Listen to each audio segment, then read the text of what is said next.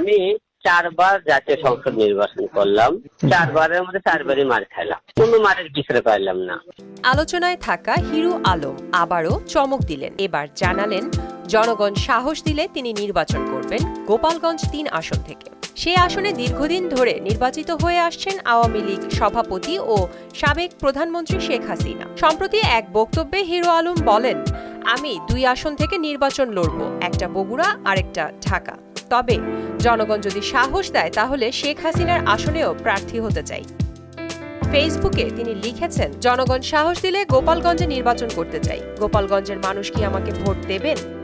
Hero আলমের দাবি, রাজনীতির মূল লক্ষ্য জনগণের সেবা করা।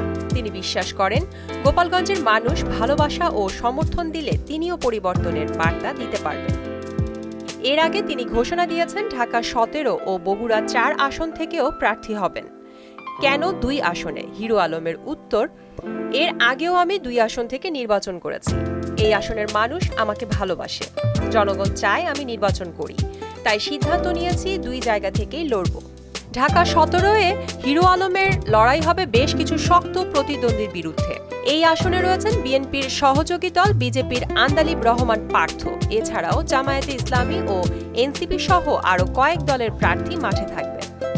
অন্যদিকে বগুড়া 4 কাহালু নন্দীগ্রাম আসনে বিএনপি থেকে মোশাররফ হোসেন প্রার্থী হওয়ার সম্ভাবনা রয়েছে। এখানেও একাধিক প্রার্থী প্রতিদ্বন্দ্বিতায় থাকবেন। হিরো আলম জানিয়েছেন তিনি আপাতত স্বতন্ত্র প্রার্থী হিসেবেই নির্বাচন করবেন। তবে কোন দলের প্রধানের সাথে আলোচনা চলছে, ব্যাটে বলে মিললে তিনি দলে যোগ দিতে পারেন, নইলে স্বতন্ত্রভাবেই মাঠে থাকবেন।